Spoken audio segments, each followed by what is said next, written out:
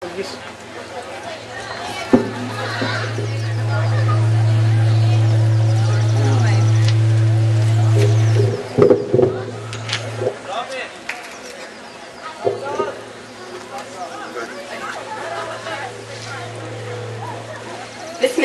as-salatu was-salamu ala Sayyidina Muhammad.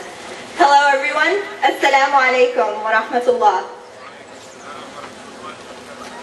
I greet you with the Islamic universal greeting of peace, which means may the peace and blessings of God be upon you, and may the peace and blessings of God be upon the Prophet Muhammad. I hope everyone is doing well this afternoon, and I thank you all for coming out to this event. This lecture is part of a week-long series of events titled Israel, the Politics of Genocide, and it is dedicated to raising awareness about Palestine. We hope to see you throughout the week, and particularly on Wednesday, as we will be having Cynthia McKinney, former Congresswoman and presidential candidate, coming out to speak. An open-air prison. Gaza was left to fend for itself during the recent attack due to the sealing of its borders. Israeli officials prohibited international humanitarian agencies like the Red Cross from offering assistance to the Gazan victims. Despite Israeli assurance to the UN Relief Agency, Israel also attacked international facilities. With Israel targeting and destroying civilian infrastructure, Palestinians are now left with a crippled industry and a dearth of resources. Jim Lafferty will bring to attention the serious issues regarding the grave humanitarian crisis in Palestine. Jim Lafferty is a founding member of the Los Angeles chapter of the National Lawyers Guild. He is also a leading member of the Answer Coalition, a grassroots anti-war movement. Lafferty is a well-known speaker and activist throughout Southern California. He has been involved in a number of social justice campaigns to help working-class people advocate their causes. Without further ado, please welcome Jim Lafferty.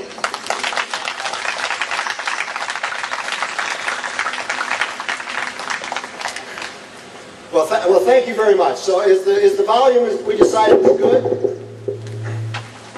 Yeah. We decided the volume is still good if I talk at this level? All right. Well, thank you very much. People have been thanking me all morning for being part of this. I must tell you, I wouldn't miss it. It's an honor, really, to be a part of this. Before I begin, though, because we are on a University of California campus where the notion of academic freedom should be alive and well, I do feel I have to comment, and this is the second year in a row that I've been participating in this program and have had to make similar comments, which, as I must tell you, as a taxpayer in the state of California, I find offensive to have to make, but feel they must be made.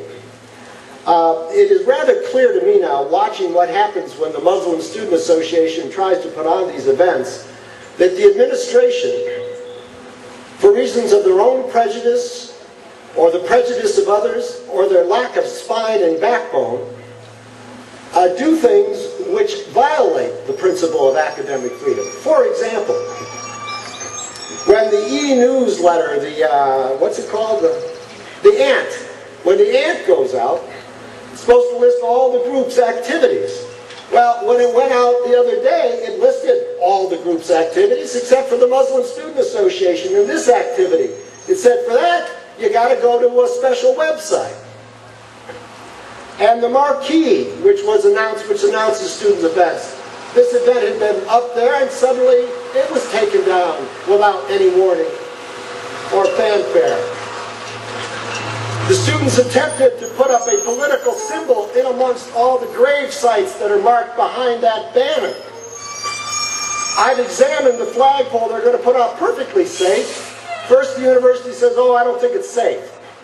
Then they dragged out some regulation which says you can't use university flagpoles to put up flags. Now, mind you, they weren't putting it up on a university flagpole, and some poor member of the administration today had to stand there and try to explain it. Whereas anybody halfway conversant with the English language would know you can't explain it.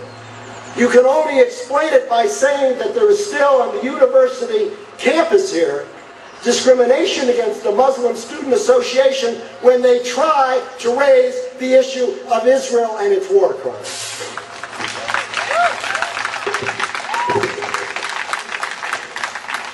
Well, as I say, to get on to my remarks, I always welcome the chance to speak anywhere I can on this issue because as a citizen of this country, and knowing that my tax dollars have done so much, brought so much misery and done so much harm to Palestine and to the people of Palestine, that I take any chance I can to speak out against that. And let there be no mistake. In establishing the state of Israel on the land of Palestine to begin with, as opposed to establishing it, say, on a portion of Germany's land, which might have made some sense, and ever since spending billions of U.S. tax dollars propping up the Israeli government and providing it with the means to destroy the lives of the Palestinian people, this country has much blood on its hands. Indeed, over the last 60 years, one U.S. administration after another has blindly and unquestioningly supported every Israeli government, and in the process, in terms of 2003 dollars, sent it over $140 billion. That's more than to any other country since World War II, and it amounts to a stipend on an annual basis of $500 a year to every Israeli citizen. Now, this direct aid, of course, is just a small piece of the problem. But it is a significant amount of money. In fact, in the June 2003 issue, and it's grown since then, of the Washington Report, the late Thomas Stauffer estimated that the total cost of this conflict in the Middle East to the U.S. at $3 trillion. And let me be clear, in supporting Israel as it has and as it does, the members of Congress and the United States and the White House are complicit in all of the many crimes carried out by the Israeli government with that money.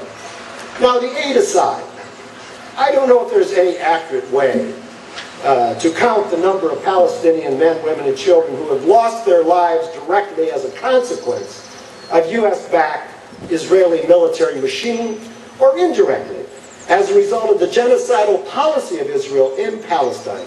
A policy of denial of food, water, medicine, schools, hospitals, roads, bridges, houses, and other infrastructure, all for the purpose, let us be clear, of wiping the Palestinian people off the face of the earth. Now, before I move on, let me say why I think the state of Israel was established in Palestine in the first place.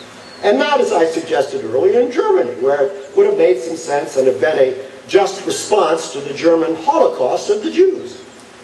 But in establishing the state of Israel after the Second World War, where they did, the U.S. and its various other Western allies were far less interested in bringing justice to the Jewish people than they were in establishing a pro-Western country in the middle of the Middle East that would serve as an ally to the U.S. and other Western powers as they went about the business of stealing Arab oil. And indeed, Israel has been a faithful ally in that role. And so the Israeli-Palestinian conflict, an unavoidable result of creating Israel where it was created, continues to this day to vex those who would seek a peaceful resolution of the conflict. Of course, the Israelis always say, well, we want peace, peace with security. But by their actions and not their words, we must judge them. And their actions belie any real interest in peace. Certainly, their actions belie any interest in peace with justice for the Palestinian people.